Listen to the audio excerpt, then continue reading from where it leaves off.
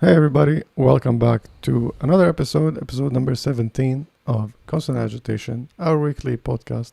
Happy to see everybody here. Hey Chris, Sham, Mattis, thank you all for joining. And if you're listening to this, as usual, the weekly announcement, if you're listening to this somewhere else, you can always come and join us live on YouTube and join the conversation. My name is Jimmy. And with me is Eva here. How you doing? Very nice. Super excited about today's episode. Yes, I've been waiting all week. We found some interesting stuff this week to talk about. Yeah, definitely. A lot of inspirations from people, ideas, and then all kind of come together and really cool. Right. So what do we have prepared? Lead us through it. Yeah, so today we actually got a couple of questions. Mm-hmm. So we're going to go through those questions first. All right. And then we're going to move on to one specific project. A little bit similar like last week, we talked about a project by an artist. And then we're going to move on to talking more in depth about the life work of a photographer. Right. So let's jump into the questions then. Was I hallucinating or did I hear some sound in the... I probably was imagining. All right, so the first question by Bambi, how do you use a light meter? Well, this is a long topic that deserves its own video. Definitely. But we're going to keep it very short and simple. Short and sweet. Yes, I have a few light meters here. This is one of them. This is called an incident light meter. And you just pop the thing out and then you turn it on. And then you click the metering button, and it will give you your settings. You can choose your ISO, you can choose your aperture, and it will give you the shutter speed, or you can use the shutter speed It will give you the aperture. You can also use this one with a flash.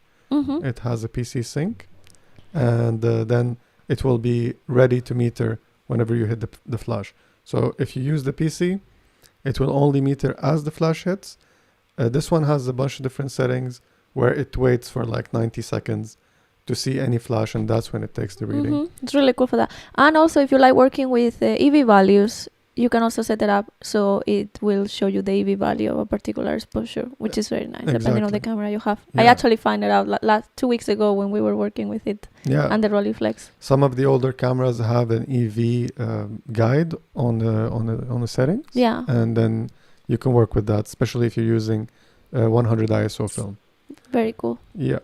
The other type, this is, as I said, this is called an incident light meter. This is the typical one that you will see in professional shootings, that the person brings it close to the model face or something. Yeah. So if you're indoors working with artificial lights, even outdoors, but you're close to your subject, or you have access to the light that you want to measure. That hit the subject, yeah. Yeah. So if you're trying to measure a mountain in a distance and you're standing in a shady area under a cast roof or something. No, not a roof. Overcast. Or an overcast.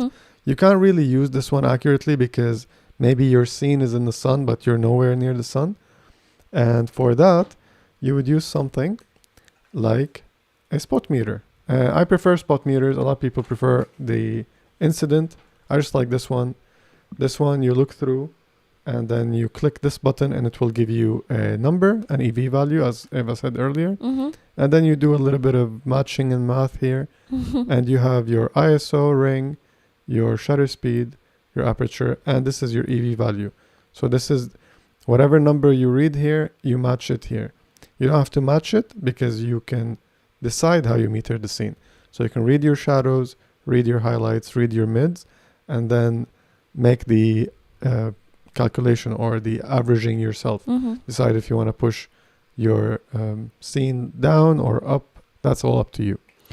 Tim is actually mentioning something worth saying. Is maybe explain what EV values are for those people that don't really know. Yeah, well, EV value is let's say a standard measure of light.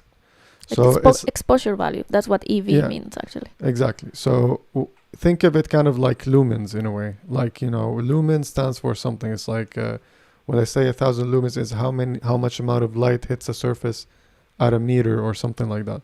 So you don't necessarily, if you don't know what it means, I don't think you want to worry about it so much. Yeah, but just how to use it is important. It's important that what you mentioned is an exposure value. That's what it stands for. And you can even have lists. One of the previous episodes, we talked about how to use the Sunny 16 alternative at night. And even the Sunny 16 rule basically is based on the standard EV values, or EVs, because EV value is redundant. That's true. EV number. So you can go. I think I left a very good link in that episode. It's not the first thing that comes up when you look it up on Google, but it shows you, even the Wikipedia article will show you, if you put EV or exposure values list, you will find listings of all the exposure values. In that way, if you memorize them or if you write them down, you don't have to have a light meter with you. Yeah, it's a standard thing. I remember once we were in the car in a gas station and I was inside the car and Jimmy was taking photos outside, and suddenly I hear from outside, Eva, do you remember the EV value of the moon?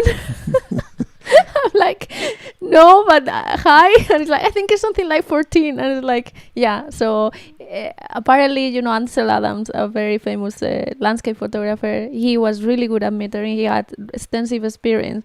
And because he knew these kind of things, he was able to take photos even without having a light meter, and really good photos. So I nailed that shot, by the way. You did, actually. Didn't give me credit. That's true.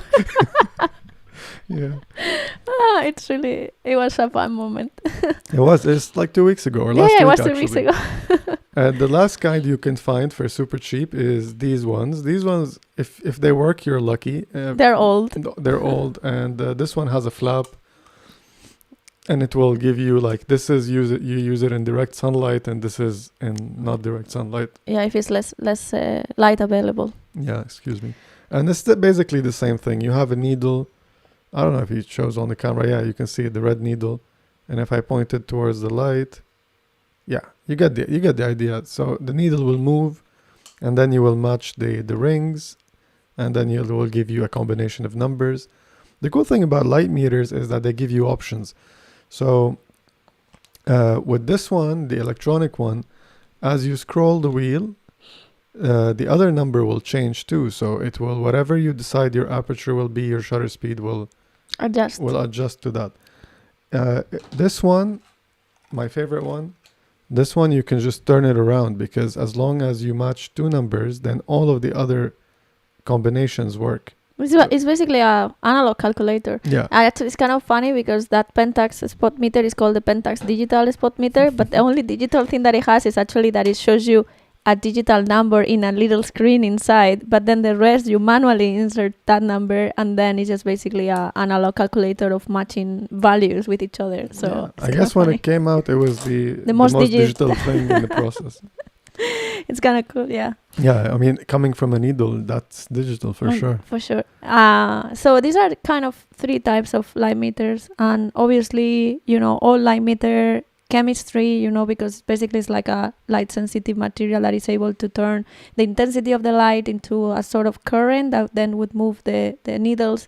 The very old ones, apparently, if they're exposed to the atmosphere, they might get like a little bit worn down, so then you get not the proper reading, so it's kind of reads less light that is available. So that's why when we got the really old one, we went out and we did a video of trying to shoot only with the readings that we got from it, and all the shots were kind of underexposed by like 1 to 1.5 stops or even 2 stops. Yeah.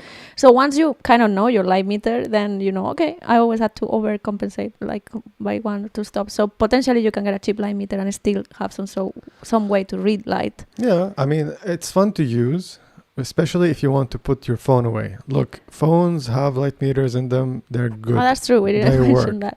They work. Basically, they work similarly to this one, where you put your ISO, which is the speed of your film, and then you put whatever like shutter speed you want to be shooting at, and it will give you the aperture, or the other way around. They work. They're not perfect, but they work. They're easy. I just don't like, when I'm doing any activity, I like to step away from my phone. When I used to work out daily, I used to take a notepad with me, so I don't have to touch my phone in between sets and get distracted with something. And same thing with when I shoot. So even if I have a light meter, nowadays I can meter without a light meter most of the time. So if I'm carrying a lot of stuff, or if I don't want to carry anything besides the camera, I'll just keep my phone in my pocket, never take it out. I don't want to look at it. I want to be zoned in on taking the photos. And I do recommend, I mean, you're doing something that you love after all, it's not like you're doing homework and you want a distraction. That I get for sure. But if you're doing something you love, put your phone away and just enjoy the photos, or be responsible about how you use the light meter on your phone. The only thing is that I don't like about these light meters is that because they do half of the calculation for you, you're not using your brain. It doesn't help you learn how to meter without one. That's why I prefer That's why I prefer this one, because I still have to think about it. I still have to make and also a decision, right? Yeah. So it just makes it easier to visualize the decision that I have to make. And because it's so simplified to one number, it only gives you one number. This is the exposure value of whatever you're looking at. And it's easier to memorize. And then to learn, yeah. Yeah, like when you look at a similar scene, you remember the number like 8 or 12 or 7 glowing under it. And you know that in your head, it means something, and you start to... I mean, if you're a visual learner, it helps a lot, actually. Yeah, I guess a photographer is highly likely to be a visual learner. Yeah. All right, I think that covers it for the first question. I agree. We got another one. Yes. I asked myself the other day if photography is a lonely thing or does it bring people together. This one is by Tropolog. Do I know how to read? Tropolog. Sorry, man. Or Miss. I don't know. No, it's a man. I know who you are. But I just keep forgetting the handle. The handle. So, what do you think? I think it has the potential for both, Mhm. and it really kind of depends on the personality of everyone, what they want to make of it. So if you are a person that enjoys doing an activity, incurring in your art or in your photography, in your own introspection, and you and your photography alone, you can definitely work with it. But I think the photography community is big, and it allows for bringing people together as well. And Mhm. we've been seeing this lately. We're part of two big photography communities on the internet as well. Yeah. And I think that is wonderful. There's gonna be, like always, disagreements, and everything that brings people together might have also the risk of pulling people apart because of difference of opinions Mhm. and from arguments. But I think it is a form of art that can actually bring people together. I agree, but I also see the other side. So Cedric also is mentioning like it's definitely a loner thing in his opinion. I see what you mean. Look, if it depends on what you're doing. So let's say you're a landscape photographer or a street photographer or whatever you are. You're zoned in. You're just seeing the world. Like, especially if you're street, you don't want to be talking to nobody. You know, you're gonna make these small interactions to keep it light, but you want to be zoned in. Like, I can't do street if I have a friend walking around with me. I can, but it's not going to be as productive. It's not going to be as enjoyable. Luck has to play kind of a bigger factor. And also, like, especially when you're walking with another photographer, it's like you run into this dilemma. Am I stealing your shot? Is he stealing my shot? You know what I mean? And sometimes it's nobody's stealing anybody's shot. It's an obvious scene. Because photography is a lot about timing and location, like where you are when you are, or when you are where you are. And if two people holding Are in the cameras same are, place, and if they're friends and walking together, they're probably gonna have similar style or interest, or photographers that they admire that influence their style. So it's gonna happen. It happens with us, and so. We try to work on it in the sense that maybe we will go at it with different angles, and which is fine. And we're not very possessive of our photos. A lot of times, we have a couple of shoots that we shot like it's the same model or group of people, and they're like, "Yeah, whose shot is this?" We look at a photo, we remember who took it, because sometimes we hand over the camera to each other mid-roll or something like that. Yeah, that's a bit messy sometimes, Yeah. to be honest. But I see your point on this, and I was thinking not so much about the activity of undergoing photography itself, but what is around photography. Yeah, I didn't disagree with your point. I agree with your point. And I also agree sometimes, let's say you're working on portrait shoots. Sometimes you're working with musicians, like, making an album cover or whatever. Of course, you're working with, now it's a group project. Now it's not a solo project anymore. So photography doesn't always have to be a solo project. It can be, if you're a hiker and you take these landscape shots, you can be a team, you can be doing like a documentary with a videographer. You're the photographer on the team. There's the presenter of the documentary who's talking, who's doing the presentation. So yeah, it can be a group activity, but like, again, you might be saying, yeah, but this is like a professional line. It doesn't have to be. You can plan a hike with your friends if you're afraid or don't want to hike alone. Afraid because being in the wilderness by yourself for a few days, which is, makes sense. It's a good idea to have somebody with you, because, accidents happen. Bears, of course. Yeah. So I think in that sense, it depends on the setting. For some types of photography, it can be a loner thing, and that's what's beautiful about it. You're doing the same thing, but you're enjoying it by yourself equally as with somebody else. Like, imagine playing billiards by yourself or ping pong. It sucks. It's not the same. So yeah, that's a beautiful thing, I think, about photography. Very nice question, Tropolog. Thank you. Yeah, it's can be both. I think if you want it to be your own little thing, it can be. And if you wanted to share it with people, you can also find people to share it with. Absolutely. Which is nice. Yeah. And it comes in waves as well. Sometimes you just don't want to share with anybody. Another times you really want the input and you want to share with people. And I think that's beautiful. Exactly. I think that's the freeing thing about it. Cool. We have Cedric telling us some stuff in the chat. Unless amateur photo clubs, collectives, but then yours still work alone. You have to common business management communication. The worst of those cases is people looking at other photographers instead at yours, like in a group photos and weddings. At your lens, okay. Yeah. So should we start with the first things we're gonna be looking at? You wanted to mention I wanted a news piece. a news piece. Yeah, what is the news of the week? Well, Polaroid came up with a new camera. New project, new thing. Right. I don't know how I feel about it. How do you feel about it? I have mixed feelings. Right? Because I am very happy that Polaroid, which was a company, was about to completely disappear from the scene of photography. They kind of, like a phoenix, they come up from the ashes as a very small form, and little by little, in a few years, they have come up to be something bigger and big enough to kind of design a new product and put it into the market. And I also like that with this new product, which is the Polaroid GO, they kind of go into a market which is possibly opening up for them, because it's a cheaper film, it's a smaller camera, it's more accessible for people that they just want to have a small camera and hang around with their friends and take cool photos and funny photos, which is very nice. But loving how much I love the Fuji Square, which is a smaller than the Polaroid, it's still a square format, which I like, and I love the colors. The fact that Polaroid came out now with a very small image size, which is what makes it so portable, so cute. The camera is really cute, which is also annoys me a little bit, because I see it's like, I want to have one of those in my hand. It's just like, for me particularly, it's not such a big thing.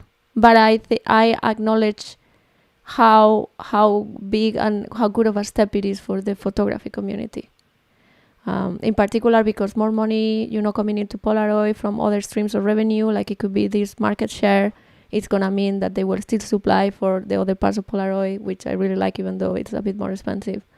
And they still do 8x10 as well. And, so maybe in the future we get the Spectra one back, which is a different one. That's one of the things that kind of bugged me, is like, you had to stop Spectra to make the Go. But look, I mean, I don't know if the two decisions are related, but obviously it's a different process to make the Go film, right? It's not the same machine. Because I remember, I think Tim have more information, and Tim just sent an interesting message. I'll read it in a minute. They said, Tim, what's the deal on the Spectra? They couldn't make the same film the two films at the same time. You mean the new small one? No, the Spectra. The normal one. They and had the to Spectra stop one. the normal process to produce Spectra. So they have to adjust the machine that I didn't know. Yeah. to produce the different film. And then, when they finish the batch, they switch back to the other. Okay, so basically, yeah, exactly. They reused the Spectra machines for the Go film, but they did not stop producing Spectra to make the Go film. All right. Well, but Spectra is not being produced right now. Why did they stop Spectra? Because look, maybe there was not enough demand. Yeah. Right. Yes. But here's the thing. Again, I agree with everything you said, but I have to be the negative one here, right? And I'll take the shit for it. I'll take it. Give it to me. What I'm saying is, I like Polaroid because it's big. Yeah, that's true. I think Polaroid works big because it's big. Yeah. Right? And don't get me wrong, I love Polaroid. I love Polaroid. I love the story of the Impossible Project. I love it. I still shoot it. We have a lot of Polaroid in the fridge, and we use it. Yeah. We're not just leaving it there. Nothing is expired in there. They're all like rushing out the door. But Instax is really good at small formats. Yeah. And Tim just spoke to someone from Polaroid. They had some old retired Olympus engineers to help with the lens design, which I thought was pretty cool. I think so too, Tim. I love Olympus. Olympus is one of my favorite brands. Yes. Where this whole show is brought to you by Olympus. Rest in peace. Well, yeah, I mean, they are now with OM. So yeah. They're still there. So Spectra is not as popular as SX70 and especially 600 film. And it had major issues with the ejection caused by the thicker new chemistry. Polaroid has multiple fixing. Has trouble fixing all the issues. Sorry. Has trouble fixing all the issues, and it wasn't worth it, Tim says. Right. Yeah, I understand. I mean, some things have to die for other things to continue being alive. I guess that's how markets work. I think I'm not the only Polaroid fan who is kind of a little bit... Look, I love the new camera. It's so cute. It's so tiny. And I was surprised how many features it has. Being so tiny. With 2 buttons. Yeah. That's really cool design. Still yet to try it and see how it is. I've seen some results online. I can't make a decision because I don't know what they did and how they did it and, how they took the shot. So I have to try it myself to give a judgment. But I don't know.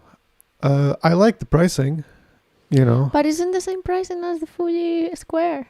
Almost. It is, but you're getting Polaroid instead. And there is something to Polaroid shots. Yeah, I mean, it has a style and it has a look. I agree with that. Yeah. I don't prefer for the small size prints, but if you like it, yeah, you're gonna like it. And definitely, I'm 100% for it if it's gonna attract more people. Yeah. And it's gonna help keep this company alive. I'm 100% for it. Yes. I'm not saying they should have not done it. Maybe they should have done it a long time ago. I'm glad they did it, right? But I was just hoping for a more exciting thing. Yeah, because I like bigger images and stuff like that. I know you wanna go big. Hopefully this thing will drive the price of the 8x10 down. I don't know if they're still making it though. I think they do. They make it in very small batches. Yeah, it kind of like custom orders. It's always sold out when I try to acquire some. As if I have an 8x10 camera, but maybe get the film and then the camera will follow. It's cheaper to get the film. Yeah, kind of. But this actually, it was a little bit of a segue for the project that we're talking about today, and the fact that Tim brought up that the XX70 was more popular than Spectra. It's kind of cool because the project that we're talking about today, which is called Photo Transformations by an artist named Lucas Samaras, is fully shot on XX70 film. So what we're seeing, let me just get it here. Yes, Lucas Samaras actually got the XS70 before it was out on the market from Polaroid themselves to explore the possibilities of using XS70 film and Polaroid for creative issues, because he is a crazy creative mind. He has done a lot of different things. He has done photography, he has done sculpture, he has done basically anything that can be named art. He has kind of dwelled in it. So Polaroid gave him a Polaroid camera and a bunch of film, and it's like, do whatever you want with it. And this is what he came up with. Lucas is known for having him as the subject in a lot of his different artwork, and this is no different. So this project, what he did was to represent himself through Polaroid photos, but modifying the photos as they were developing, because this instant film, like this other instant film, they just have a pouch of chemistry that gets activated as the photo comes out, and then there is a time of development. So from the moment that the photo comes out till whatever time it is, things are happening, are bubbling there that will create the image. The thing that you're supposed to do is to leave it alone. It comes out, you actually preserve it from direct light, and you let it develop. He decided to mess with it as much as possible during those minutes of development. And what you're seeing is the results of the exploration of that project, which is called, as we said, Photo Transformations. He did it with different forms, like he would use tools to scratch, to move around the chemistry. And what I can see from the work that I looked at is that he was very, I don't know how much he shot, but at least the end result of the project that we're seeing seems carefully worked with, to get a specific effects and specific transformations to his own image that I think are just captivating. They are like really cool to look at. And he would work a lot with just like moving around and kind of agitate the chemistry to try to get this fluid movement of and some of them are, I would say, even a little bit disturbing, because they are like for example, this one that we're looking at right now, it's he decided to shot himself with the full body or just parts of his body, and then create something that is like even otherworldly, is like painting, even like how is this is a photograph, right? And I don't know, I think they have a lot of emotion in them as well. Like the way that I read him describing the project is like trying to express all those emotions that were inside him, the turmoil, even some sort of like deep thoughts of maybe, mutilation of the ideas and the emotions as well, through like representation of his body. And this photo, for example, it reminds me so much of a painting by Goya, which is called Saturn Eating His Son, which is time, I guess. And it's this being having a baby and eating the head out of it. And I was terrified by that painting when I used to go to the Prado Museum with my father, because it's like so shocking to see that image. And the first time when I saw this photo, that's what I thought, because it's like this mouth and this like pieces of bodies just like not being there anymore. And I get that vibe from these photos. And and there is like he also worked with like long exposures, short exposures. There's a multiple exposures As well. Yeah.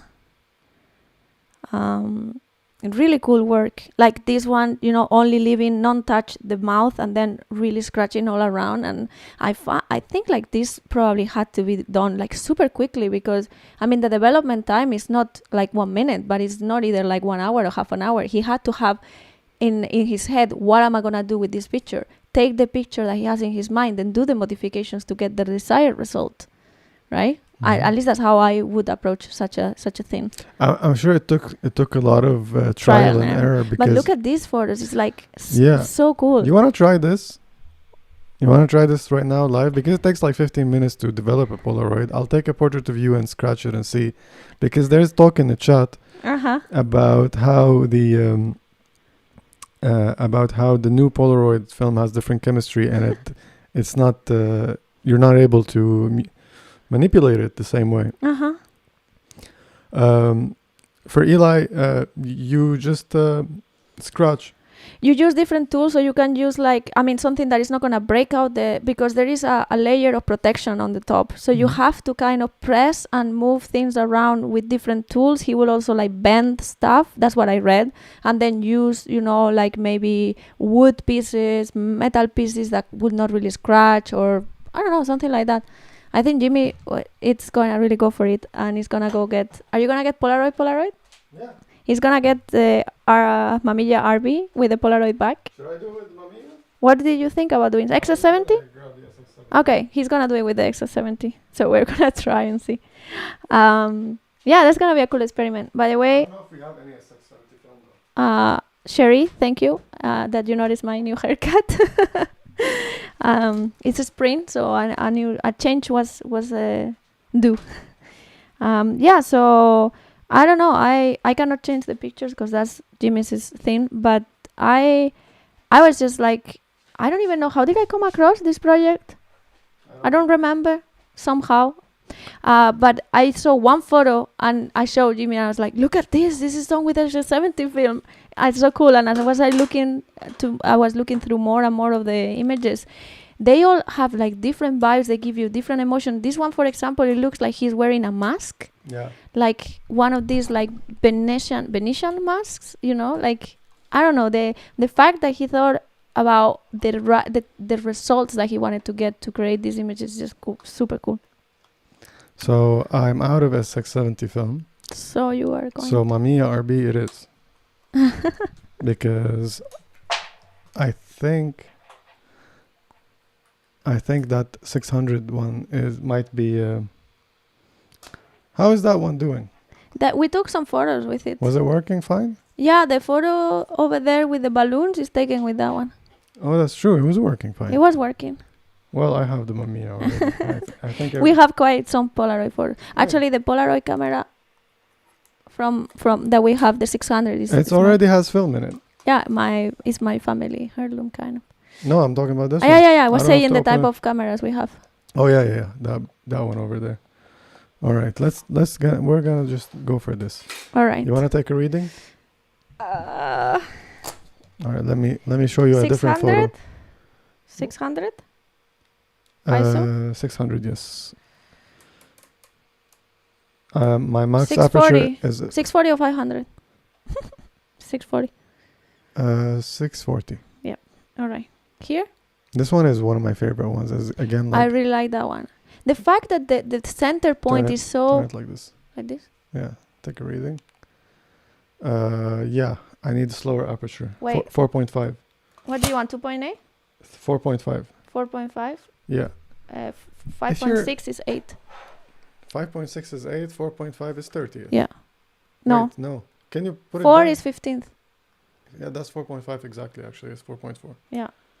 15th. It's gonna be shaky. All right, guys. For everyone listening at home, you know what's happening right now. Jimmy is taking a photo. Okay, let's see. 3, 2, 1. All right, I should have make a funny face or something. All right. Don't beat yourself up about it. It was a spontaneous thing. Yes. So Okay, what are we gonna do? I'm gonna use this dark slide. Yeah. I wish we had a third angle set up so they can see what I'm doing. So what I'm gonna do, I'm gonna take the photo out of the ejected, basically through the rollers. Yeah. And then I'm gonna take one of my paint brushes, and from the bottom part, because it's kind of rounded and soft, you can use it to make marks in it as well. That sounds less dangerous than using a metal part. Yeah, that one will work. Mami just shutters. Pog noise. All right, guys, let's see. Okay. The back or the front? I'm gonna do both. The bottom half from the back. Cross hatches. Do swirls and like and the slow. front. Oh my god. It sounds so bad. I hope you're not getting this sound. No. I'm gonna do something in the corners as well. The spring going pa-ting. Let's see what we have here. Ah. Sorry about that sound. I hope the mic is not picking it up. It's very exciting. Yes, guys. All right. This is the fun we have. I told you this was gonna be a good episode. I might have scratched a bit too hard. So oh wow! You can see here. How long does it take to develop? Yeah, Elias I think asking. I ruined the bottom completely. But let's see what we get. Just let it be now. Maybe. Can't. I'm now obsessed. I'm losing my mind. Somebody take this away from me. Help. Jimmy, give it to me. Yeah. So yeah, we will see. We might try another one. Let me see if I still have photos here. The only thing about this ResiVault bag is that it doesn't tell you how many photos you have. Is this a 65? But I love this bag. Is this the 65? What do you mean 65? Lens. Yeah, it's a wide angle. Oh, yeah, I'm like, my head is so tiny. All right, guys, we'll see. We can continue. Are there more photos that we have from him? No, unfortunately, there wasn't many photos. A lot of photos are not safe for work. They're cool, but I wasn't sure. Like, I want to like we're doing this show so that this podcast can still be online. So we don't want it to be taken down. But the links will be in the description, and you can watch it on your own if you want to. We couldn't find a website, right? No, he's 80 years old. He's still. I don't think he's working. He's quite old now. But he doesn't have a website. Nobody made a website for him. But there are a lot of pages from many museums that are holding his work. So if you are interested to see, and even if you put just his name and then photo transformations and you go to Google Images, you're gonna find a lot of photos as well. Some of them have a little bit of skin, more than just a hand skin and stuff, but I don't think there's anything super explicit. Yeah. At least in these ones, because I was checking some other photos that he did with Polaroid before, which are called auto Polaroids, also self-portraits, and there is a lot of skin from everywhere. So watch to your own discretion. Yeah. It is a cool artist though. Very cool. Yeah. I mean, I don't think this one that I just ruined is gonna come out anything like that. No. I think I should have used... Colors are so cool. I think he used color light. I should have used something less pointy than this, by the way. I should have used something... Oh, this one should have worked. This thing. Because it's a softer material. And... I don't know. I think this... Actually, they made them quite resilient, to be honest. Let me see. Let me see what we have there before we move on to the next photography. Yeah, it doesn't behave the same way. I don't think so, maybe. Well, or again, we don't know what technique he used. Again, and the other thing that we're not considering is temperature. yeah, so so what maybe if in he- hot or in something. warm On water temperature or something. or- What if he puts it inside warm water? Yeah, we can do a lot of testing later if you want. Yeah. But let me see if I can show it on this camera. I'll wait for it to stop developing. But Yeah, we can go back to it I just before want the end. look because we did this. He's gonna take another one. I'm sorry, guys. You want me to take one of you? I have to take another one.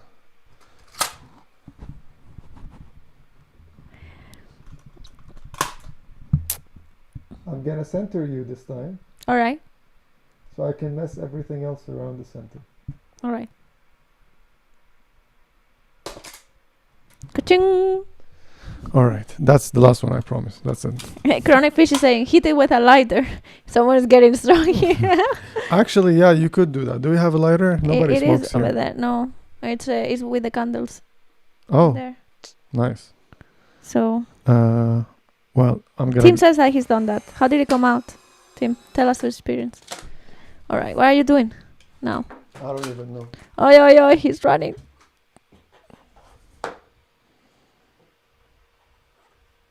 He's just like using kind of a softer surface to push I'm around. being more gentle this time. He's been gentle and trying to just make a circle around the center of the image. I mean, these are really cool, the photos that we're looking at. Don't expect anything like Cedric is saying 2 hour long episode coming in. that. No, we We do have an appointment at 9, so Yeah. Hopefully, if everything works out, you're gonna get an exciting episode out of it. yeah, no, for sure. It's gonna be nice next week. Hopefully. Fingers crossed. Yes. Sorry for the silence. I'm trying to make something cool here. What do you guys think of our new layout? Now that I'm trying making small talk while you do that. Did you realize we had a new layout? The shiny background here and the bottom part, which is really cool. Jimmy's been learning a lot of OBS and cool Maybe I stuff. should have spent more time doing test Polaroids. No, because then we wouldn't do it here live, which is kind of the cool part. Yeah, maybe. We will see. Let's see. let them develop. All right. All right, let's move on. We can move on then to our main photographer of the day. Yes. I promised to Tim that he will love this episode. I Yeah. hope he is happy So I think far. so far he's really happy. That's my estimation. And Thank you, Sherry. It's all Jimmy's creativity at play. I think this one was inspired by Sham, Yes. who was requesting architecture photography. So we just sat down and it's like, okay, let's look at architecture photographers. And I found someone that I just fell in love with. As soon as I saw that page that he was showing, which is the main page, I look at it and I was like, Jimmy, look at this. It's so good. The work of this man, it's so good. And the story of like his work, and then there were relationships with Spain as well. Like as I was discovering more stuff, I was just so excited. That's why I was so excited about today's episode, actually. We are talking about Lucién Hervé. I don't speak French, so pardon my non-French. And he is a very well-known architectural photographer. He became famous because he worked long and extensively alongside a very popular but also controversial architect, which is Le Corbusier. And the funny thing about Lucien's photos and his work is that it wasn't really recognized for the value that it should have had when he started to take architectural photography. what I read online is that, he was interested in photography and he was taking photographs of buildings and architectural pieces because he was attracted to that. Mhm. But he was doing it in his own style. He wasn't really following, trends of how photographs should be taken of buildings, because up to that moment, photography of architecture was basically just taking full pictures of buildings from afar, showing the whole building, and that was basically it. But he went a step forward. He became one with the subjects he was photographing. He came close to his subjects, even though those subjects were buildings. Mhm. And he looked at those buildings from angles and perspectives that no photographer had done before. Mhm. So he actually, the main thing that he did of Le Corbusier was going in to do 650 pieces work on depicting the Unité d'Habitation, which is a building in Marseille. Mhm. And he look at this, it's a big modernist conglomeration of housing. And when he sent those pictures to a magazine to be published as a work on this piece of architectural art, they were rejected because they said that they weren't anything like what they were looking for on the work that he was commissioned to do. Mhm. So they said like, no, we don't want this work. And then they were also saying even that he knew nothing about composing architectural shots. They basically said, your work it's not good, like we don't want your work. And then what happened is that Le Corbusier saw those photos and immediately called him to go to his home in Paris. Mhm. And he said to him, you have the soul of an architect. You are looking at my buildings the way that I want them to be looked at. And that was the beginning of the relationship and extensive work that he did together representing. And I can totally see that when I see his photos, Mhm. because he is focusing on things that is not just the obvious thing about an architectural point of view for everyone else that is not an architect, which is how does this building look from the outside and how, it presents in the space where it is. No, he is like going one step forward and looking at the lines, looking at the structures, looking at, and it's just so nice. I really, really, really love the work that he did, especially the Habitation in Marseille, which is what we're looking at there, that those are the pictures that then Le Corbusier saw and got to know about his work. In general, I just think his vision is magical. It's beautiful. And his play with the shadow and light is also like shapes and everything, very minimalistic. Yeah. Shadows and very contrast. beautiful compositions, all black and white. Yeah, there's a bit of work in color. We can look through it in the website as well, but the majority of his work is black and white. Yes. And it's true, he uses angles that are very unusual, Mhm. especially for the time, and also look at this one. Yeah. Look at, it's like you are dissecting every beautiful part that makes a whole of a building. Yeah. And just like highlighting it for what it is, right? And I understand that maybe architectural magazines back then or whatever, they didn't really want those kind of photos to depict a building or whatever it is, but they are pieces of art. Yeah, I think you can imagine that they want the shots that shows the whole thing and shows the space and shows like, oh look, there's an entrance here, there's a window there, there's a blah blah blah. But it's not the same. Like when you're in a place and you appreciate beauty, regardless of architecture. Maybe I'm biased because the whole deal about how I feel about this, but it's just there's beauty in the corners, there's beauty in the surfaces, there's in the details, what's it called, the textures, in the textures, yeah. And how the light is falling, how the light is playing, where is its shadow, and how does it change through the day as well. All these little nuances that I'm sure I don't know, because I don't know anything about architecture. It's something that I don't even know about architecture. But if I would have to be an architect, right? These are the things that I would think about the building I'm making, right? Look at this one. Yeah. Of course, a big part of architecture is anticipating where the light is going to come from. You know, like imagine you have a building and all the windows are against the sun. What are you doing?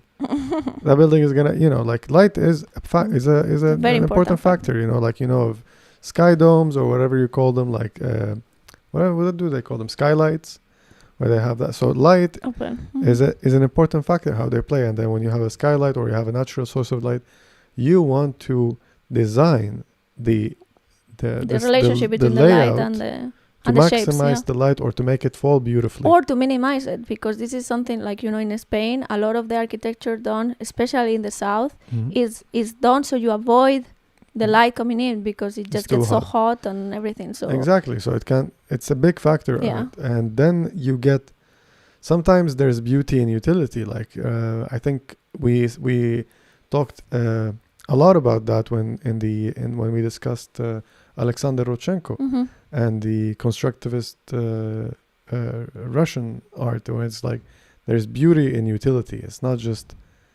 you can make something that might emerge from something that is mechanical or utility driven, that it has a purpose, so to speak. Beyond the purpose of being beautiful, but it can be beautiful as well. Yeah, look at those. I think it's not just about like talking about the constructivism, blah blah blah. Can't speak today. About constructivism, I think that the part of the definition we just disagreed on, I think it's embedded in there, the fact that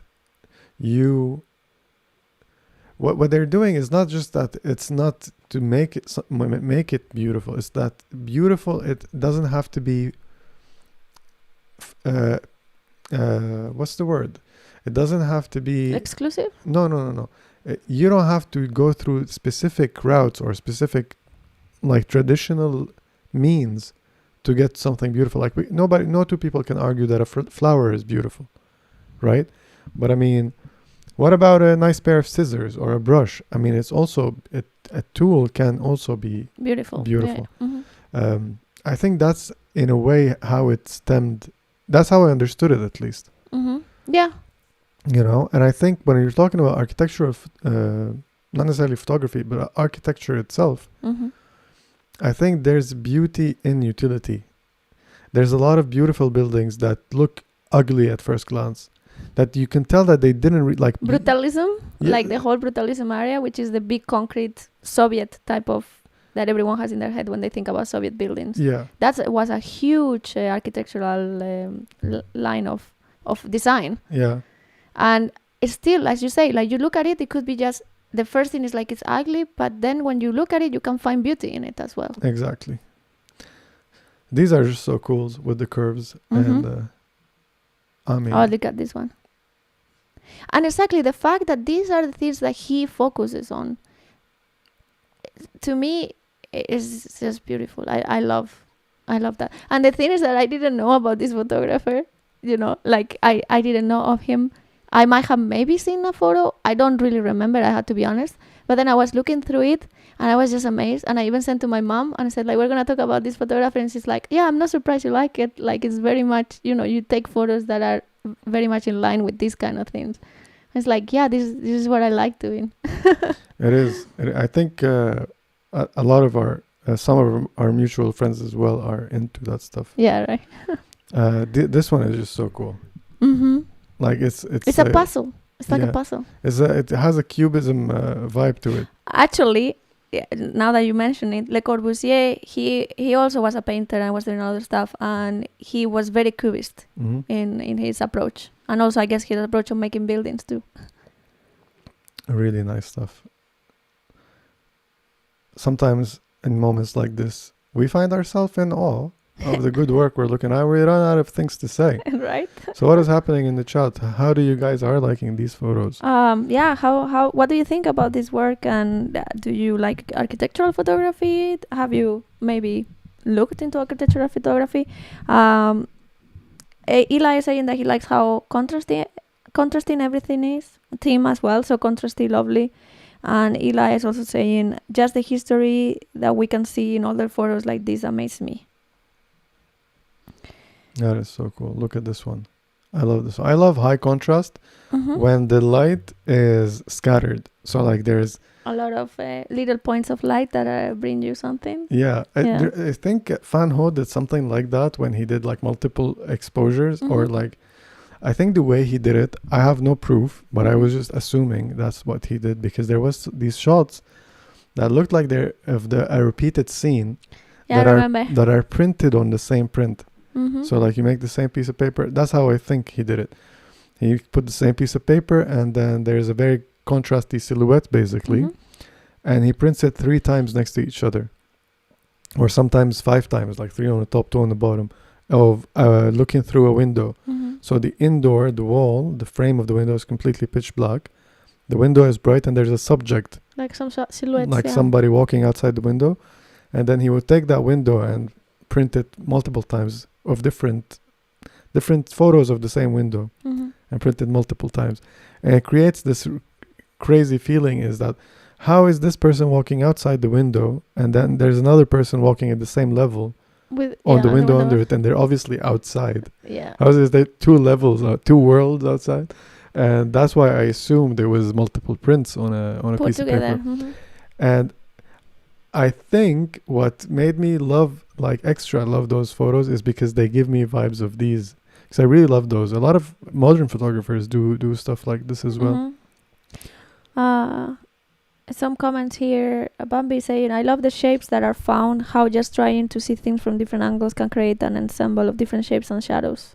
Yeah, just like, just tilting your camera, which, some people might say, no, Dutch angles. Yeah, sometimes Dutch angles do work, wherever your subject is. I mean, we literally just finished watching a video. That was a full rant about that. If you missed it, not Tim, what's his name? Bambi? Nick. Nick Carver. Yeah. Nick Carver. Tim is like super happy now that I confused him. Tim is a big fan. It's an inside joke. But he just released a video about discussing the how photographers nowadays obsess about sharpness and technique and everything that has to be perfect, while not necessarily obsessing so much about what's in the photo. Yeah. And I think he's right. I totally agree. Definitely. It was a good rant. Yeah. He should have ranted a bit more. Yeah, if you don't know that, if you didn't watch the video, go watch it. It's really nice. Chronic Fish is saying, I always wanted to be an architect, but I was bad at math. So I studied interior design and graphic design, but I love photographing buildings, favorite subject. I agree. I haven't studied the interior design, but I love photographing buildings as well. Tim says, such an honor. I can die peacefully now. I'm changing my name to Nick. That's so funny. Yeah. Oh, look at those. Is you know what it reminds me also of? Esker. Yeah. The painter. I show you the paintings by Esker, the ones that are like visual illusions. And you know how bad I am with names. Esker, Esche. Yeah, now it rings a bell. Yeah. We had the book. Yeah, I have a book. That's what I was saying. yeah, exactly. It reminds me a little bit of that, right? Even though these are illusions, and the ones that they have of the never-ending stairs and all the stuff. These ones. Yeah, I don't know. It's a little bit like so that. Cool. Yeah, I love it. I love Esker. In a way, there's a play with. I mean, I can see how it reminds you. These are illusions, right? Yeah. These are. I think there are 1,000 architects that they wish they could make the building that Esker painted. I'm sure. Like, if I would be an architect, that would be my ultimate goal. How can I make Esker to be true? But like the play of the shadows and the shapes and how he frames the stuff, it reminds me of Esker's work. Again, here I want to. Maybe you're wondering how to make photos like this. Yeah. And you just expose for the highlights. Yeah. You can always make this in post, even if you're doing prints. You can, because the print is a second exposure. So you can adjust that exposure. But if you shoot a already contrasty film and then I recommend the Washi S. I went ahead. This is like washiest type Yeah. of look. I went ahead and shot one roll so far, and I got in that roll like 3 images, kind of like this. I worked with the light that I got. I was shooting in the street, right? Mm-hmm. But I would love to find a building like this, where I'm really excited about going to Spain as soon as we can, Yeah. because I want to go to these buildings and have fun. It looks so fun to photograph. There's a lot of modern day photographers that we should probably give credit to, or like some talk about them, because this is a very this style is still alive in a way, I think. Mm-hmm. It's like, out of all the things we looked at, I think this, and keep in mind this is in the 50s, like all of these you can read here as I was scrolling through them, the location and the year. So 1955, this is really beautiful stuff. Very modern way of, I mean, yeah, composition. so the buildings, he photographed a lot of buildings, but Le Corbusier, he was known for being the beginning of the modernist architectural style as well. So, that era of changing how people will look at things and design things as well. For example, this one, you might be like, the first instinct, you might notice that, oh, look at the tilt here. But then look at the asymmetry. Yeah. It's almost perfectly asymmetrical here. And our horizon is straight. The horizon is straight. So I love this one. I love this one so much. I'm so happy. And of course, look at all these people working there. It was really nice. I love the angles that he chose to. Again, look to at the photograph. contrast. Now we're talking contrast, baby. Now, look at this. This is black and white. Barely any gray. Barely. Like the minimum required amount of gray exists in this one. That's what I love. Yeah. Though I don't want any gray that is not supposed to be there. This is still the Corbusier archive, right? Yeah. Do you want me to Yeah, switch some it up? other stuff. I mean, All we right. can. There's a lot of things we can. But if you look into, so there you can see this is all basically work of architectural work by Le Corbusier that he photographed all throughout the world. Ahmedabad. There's also India. There is of course France, and some other places. I think the US as well. And so, but he also photographed other stuff, and he also had assignments from other places. All right. I think if we go, because I really want to talk about this before people maybe start going off for dinner or something like that. If you go to the Populaire, Architecture Populaire, there. I can't see. Yeah, there. Yeah. So I was very attracted by this when I checked their website, because as soon as I saw, maybe not this one, but some of the other ones, I was like, this is where I grew up. I mean, like I immediately know, because I've been on those landscapes, and in like this I sent this to my parents. I was like, do you think this is Almeria? This is the region of Spain where I grew up. I lived there from 6 to since I moved to university, till I moved to university at 17. And they were like, yeah, do you have any more information? This looks like it. I cannot say 100%, but all the area. And it turns out that, after that, I went my research mode, and I went to look for every information I could find online about it. And it turns out that in 1958, he was commissioned to come to Spain to do an in-depth photographic book about El Escorial in Madrid, which is a very popular building. I think if you open the other website that we left there, this one, it's about that project. So in 1958 he was commissioned to go and to take photos of El Escorial. The last one there, you can show it. This one? That one and the one before, those are from El Escorial. So El Escorial it was built by Felipe II as a monastery, but also as a royal palace. And architecturally speaking, I mean, this is something that I will never forget, because I studied in school. We studied this building because it has a very particular structure of the laid out plan. In Spain, it's the only building that is kind of like that. I think there's other buildings in the world like this, but it is like a grill. like a iron grill to grill things. And what we learn in school is that this building was decided to have that structure because it's how to explain this? It's a memory to okay, I had to go back to my notes because I don't know how to say this in Spanish. Let me see. Do I have it here? Yeah, sorry guys. I'm coming back to this. Yeah, so it is to honor Saint Lawrence, which in the 3rd century he was martyred by being roasted to death on a grill. So there is this martyr that he was sentenced to death, and they kill him by grilling him, like burning him, but not in the stake, in a grill.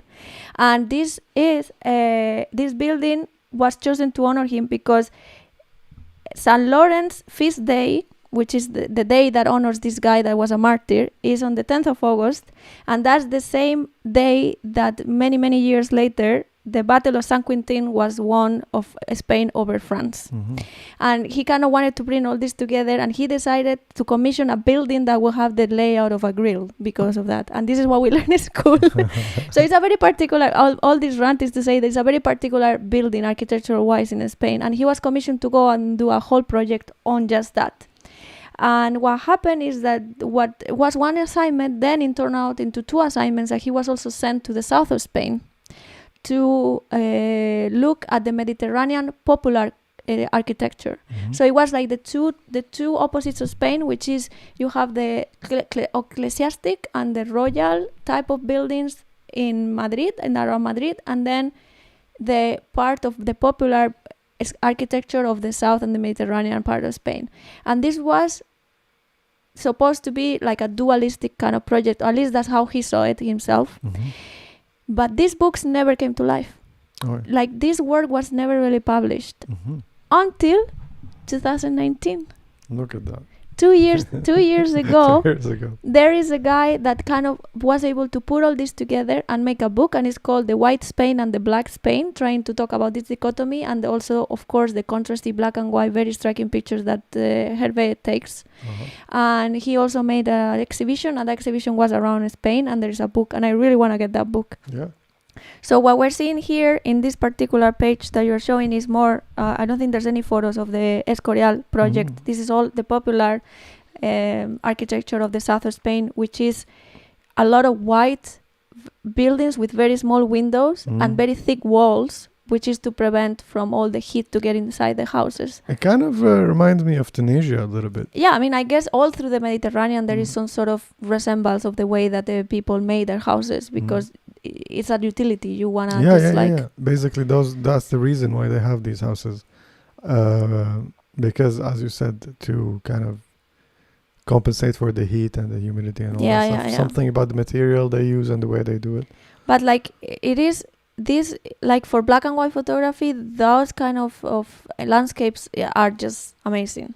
And I just found that it was so interesting, that all this happened in the 50s and then nothing really happened with the project and the photos. And it wasn't until 2019 that someone was able to kind of bring it together and make a book and publish it and also put it in an exhibition form. Where are we looking at now here? I was looking at the different... this one is by Gaudi. Yeah, he has in Barcelona at some other point as well, so it wasn't the only time that he visited Spain. But this is the particular project and happening in time. Yeah, I'm just clicking at random photos that I find interesting. I like there in the middle. This one? No, the next one. Yeah. So cool. I really like that one. So cool. I really like this stuff as well. This one, the one that you picked, reminds me of the bridge in Rotterdam. Yeah. I had so much fun with that one. El Escorial, there you have it actually. The ones you were just talking about. This is the So this is the royal, the grill building. Yeah, and it's also super not pompy from the outside. It really doesn't look like it's a royal castle. Like, look at those. It's just like so nice to look at. Oh, look at this one. Right? What is happening here? What is that white stuff on the way? Is that water? I think it might be some sort of a Wow. Or shadow or something. This one is crazy, guys. Is that I really like this one. You know what's up. We can go to L'Escorial and try to channel Hervé's This style. one is so nice as well. Yeah, exactly. It's like these shapes that the shadows make, and the way that he looks at buildings. And I don't give a beep that the corner here is cut out. Really, I don't. Look at it. It's so beautiful. It is. Look at this one. I'm sorry if you're listening, but I mean, come join us and You watch. have to check these photos. Or, click the show notes and toggle through the photos. I'm sure when I say look at this one, if you're looking at the same page we're looking at, you're probably going to be looking at a different one that is also awesome. This is Middle East? Is it? I don't know. With those kind of domes and shapes? It says here, maybe India. Maybe India. Yeah. Didn't you tell me that he was in Syria? He was in Syria, in the north of Syria. And he was in Palmyra. Yeah, Syria to north. And he also had Palmyra somewhere. Yeah. I wonder where this is. It has to be Palmyra. Yeah, right? Yeah.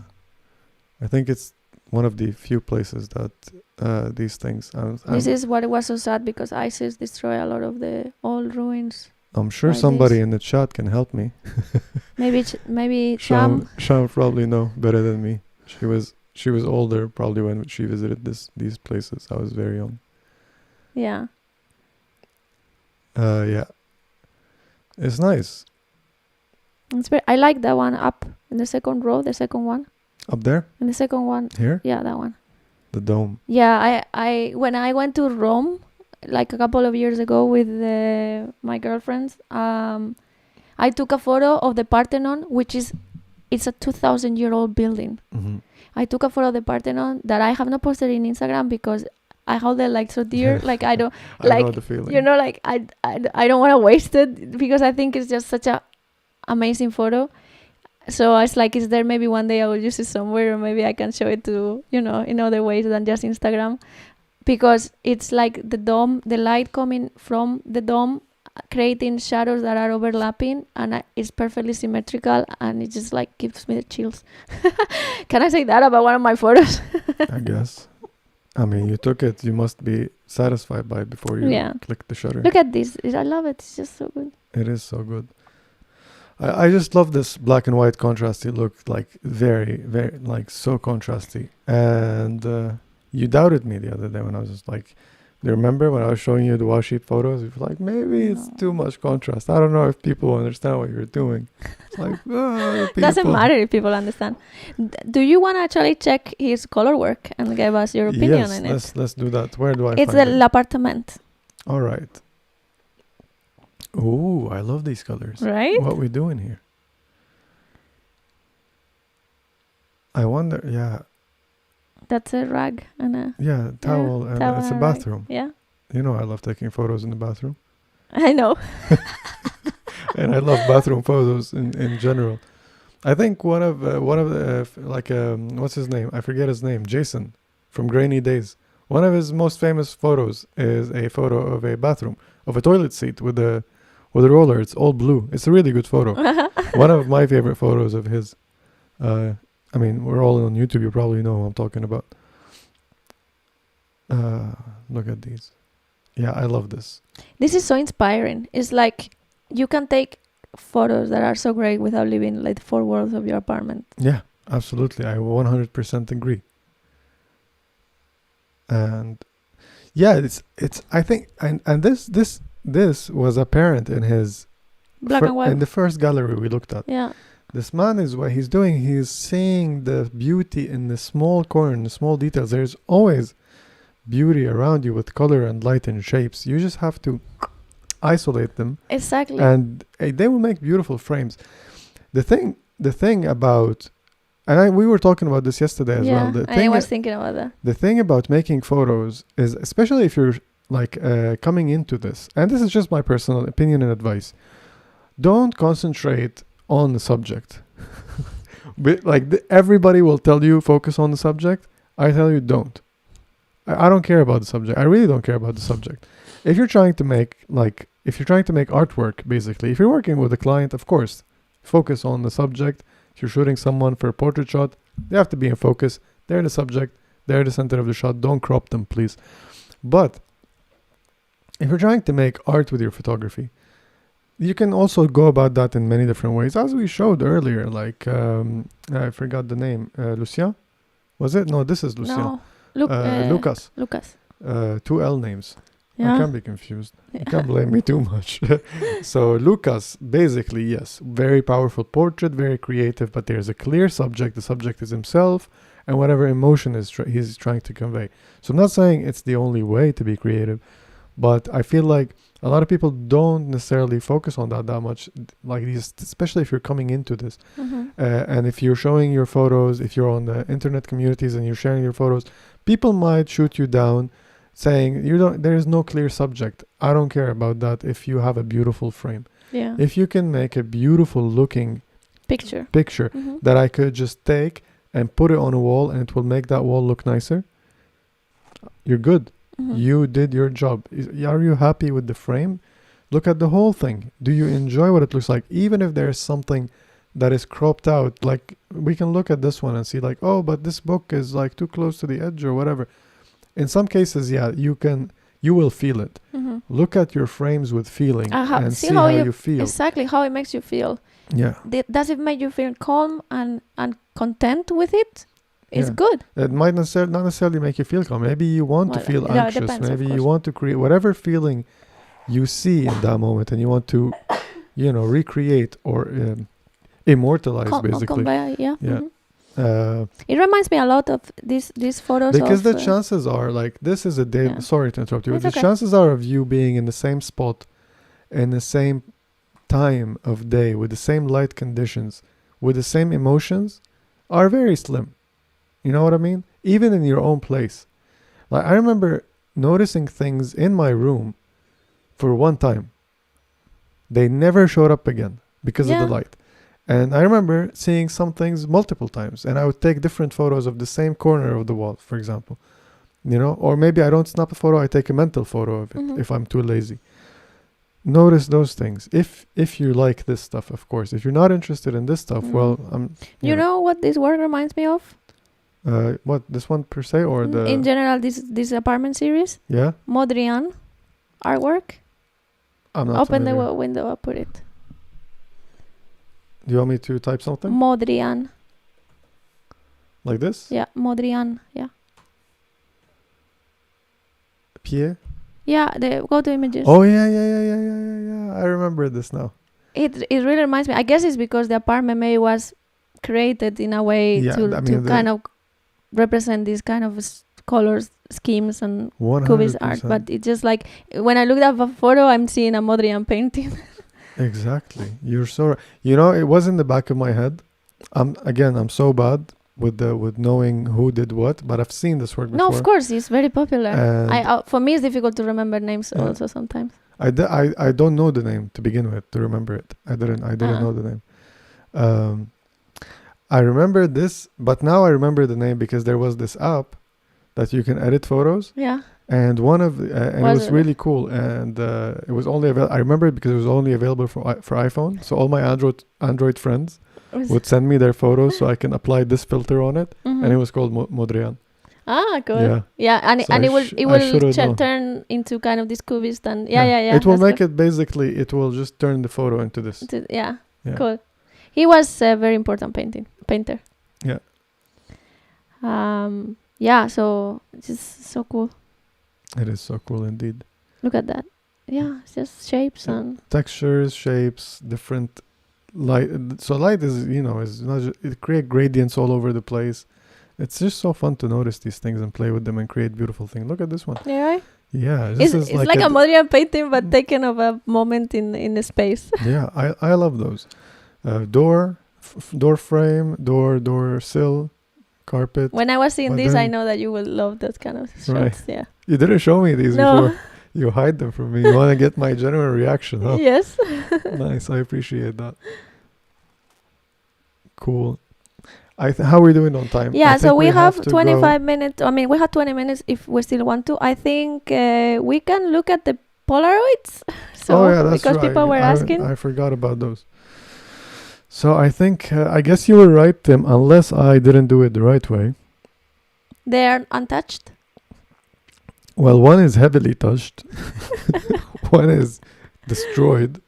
I think it's cool though. I think this is what I tried it when I tried it before. This is what I got. Yeah. I got something similar. I mean, to the this. shadows in the upper part, they're kind of cool. Yeah, but we're not being able to really shift To move around the to move chemistry around and the the chemistry. colors. Yeah. I wonder if we warm it up, as you said, maybe in water or maybe with a hair dryer. If that will then work. maybe even post, like maybe I will keep playing with these. Maybe if you hold it on your camera. Sorry. Yeah. Okay, so this is the first one, which he did like a lot of from the back and from the front. Yeah. I don't know if you guys can Hold see it up closer, maybe. to my face. No. To the as close as you can, or maybe I can hold it and focus on it. Okay. He's trying to focus, getting closer to focus it. Yeah. So basically, you can see the marks on the bottom. On this part, I did with the I did from the back side. Yeah. And they are very heavy. These using the back of a paintbrush, and these ones I did also from the back. You can see how the back looks like. So this is how I scratched it with the paintbrush. And on the ones in the top, in the middle of the top section, is done from the front. So I wiggled the paintbrush, I swirled it around, and it didn't affect it as much. No, it only kind of like if you press too hard, it kind of move completely away the kind of the material, but it didn't really like swirl it or move it around. What about the other one? So this other one is the one that I did with the plastic box. I didn't touch the face. I only swear. You can see the chat. You can see your guys' messages on the right side of the frame, and on the left side there's a reflection from the screen. I swirled it around. So if I show you the back, it kind of isn't it on the chat a bit like move around? Yeah, it is. You can see it mostly on the chat. You can see the swirl. It's almost like what are those crazy lenses? The Russian ones, Helios. The Helios? No, the Pertzval. I don't know. You know what? Yeah, I think they do the same thing. They do the swirly bokeh thingy, and I think so. This again, this was shot with the RB, so you have a lot more depth of field. I guess I would assume. Yeah. I was shooting at f4.5, which usually Polaroid cameras are at f8. Yeah. But anyways, you can see the swirliness on the chat part, yeah. But what I feel like it's just affecting the density of the colors rather than swirling the colors around. Yeah, maybe they did improve, the XS70 was supposed to be for consumer people that might not treat their film so well, and you want to kind of make something that is robust enough. So... No, I think what they were talking about is the different... do you think that was done on peel apart? No, that was XS70, yeah, but it has changed. Yeah, it's the new chemistry. Yeah. What I think is, I think temperature might be a factor. So before we completely give our verdict on this, I think tune in next episode and I'll let you know what happened with these. Maybe we'll take more ones, we do more experiment. Maybe tonight after we're done with our meeting, we can play a little bit since we already have the light set up. Yeah. We can do some tests with the Polaroids, try to modify them and see what results you can get. I know there are for a fact, there are some YouTube videos if you can't wait and you want to check it out. I've seen people do stuff like that. You can still do a lot of things with this film. Tim burnt it. You can burn it if you want. I've seen people modify these in very creative ways as well. Mm-hmm. I've seen people take multiple photos and then cutting them in ways. There's a guy on Instagram that I follow. I wish I can remember his name. Hold on. If you give me a second, I will show you. All right. Because I finally logged in to my account, and I know that I sent that profile to somebody. And he liked it actually. Yes. I think I know the profile you're talking about. I don't remember the name either. Oh, I misclicked somewhere. Oh, joy. I oh, cannot find this user. Oh, maybe. Maybe they changed their name, or maybe they canceled their profile. I. Yeah. Chronic Fish was saying analog things. No. Analog Things is one of those channels that is like a lot of, it's Yeah. basically all Polaroid. I don't know why he calls it Analog Things, or at least when I used to watch, I binged his videos when I got my SX70 a few years ago. He had a bunch of videos. There were a lot of cool videos, a lot of tricks, what to do with your Polaroid camera. So yeah, go watch his videos if you're interested. Check out all the tricks that you can do, how you can do multiple exposures, and how you can modify the cassettes to do different things with it. Cool. Really cool videos. I don't know if you haven't seen it. No, I think haven't. he's an Austrian guy with a long hair and beard. No, You I ever don't seen think it? I've seen it. Yeah, cool stuff on his channel. I hope he's still making videos. Anything else before we Sign off. sign off? Anything else in the chat? Nothing else. There were. He was saying Chronic was actually saying that it was the Helios 44 too. It takes. Yeah, and it was a cool photo. Yeah, so what do you guys think? Like, I mean, maybe this one is the Helios, but again, as I said, I don't know if it was so clear. Like, now I'm looking at it, it just looks a little bit desaturated in these places where I I mean, you can see it in this one. Yeah, I think you can see it here. You see here, it's where I swirled, it's desaturated. So I think one of the images we were looking at, and when it was all scratched up and only you can see the mouth. So let me switch back to this for a second. So this one, I think, is doable in a way. Like, if you have a finer thing to scratch with, yeah, you can just scratch the whole thing and isolate one part. What I also am like amazed is that the amount of detail, in the sense that he only left the mouth. So either he did it while the photo was coming up, so you can see where it is, or maybe after, or maybe even after, Yeah, or he was so good to know where the mouth was gonna be that he did it while it was still developing. I don't know. Yeah, we don't know how many photos he took to get this one. Of course, yeah. But that's I'm sure another he thing. got, like, after doing so many, he got really Sponsored good by at Polaroid. it. Yeah. But so this, something like what I want to say, the reason why I clicked back to this is something like this might be doable still, judging from this one. Yeah. Because when, I don't know how big you can see it now, but when I was showing it, you saw that it was completely scratched up, like it was deleting the information. So if you use something fine, You can make that won't break the film, yeah, you possibly can make something like this. Something like this one, on the other hand, we still don't know. It's so cool. It I is really like very this cool. one. It looks like he's turned into a creature of sorts. You know, like it could be the creature of a tail, even like a bit like cat-like. Mythical. You know, like He became a mythical mythical creature. beast, mythical beast. It's so cool. I really like it. Oh, yeah. Chronic Fish saying analog things is not. I assume that's what he's saying. Oh yeah. But I hope his catalog is still on YouTube. A lot of nice information there. Go give him some love. Maybe motivate him to come back and make more videos. Yay. Other than that, hope you guys found this podcast fun. Yeah. Maybe inspiring. I really enjoyed it. Me too. I'm enjoying. I think it's. I hope you're enjoying it as much as I am, because you prepare for the podcast, and I just show up here and look at the photos with them for the first time. So for me, it's fun. Like now I'm living the same experience you had when you did it the first time. I mean, for me, it's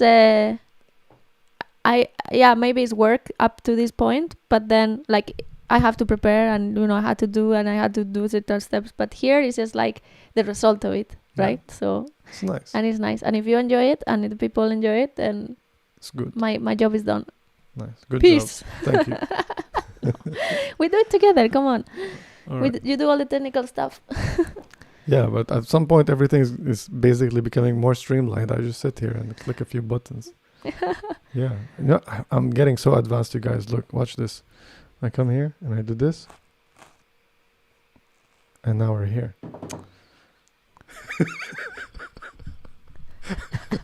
Oh, so silly. Anyways, that's my sign that I should go eat something. Thank you, Chronic Fish, for your lovely comment. Yeah, thank you so much. And I hope to have you here next week and every week. Yes. Much love to everybody. Have a nice week and enjoy this weekend. Take care. Be safe. Enjoy the beginning of May. Take photos. Have fun. Bye.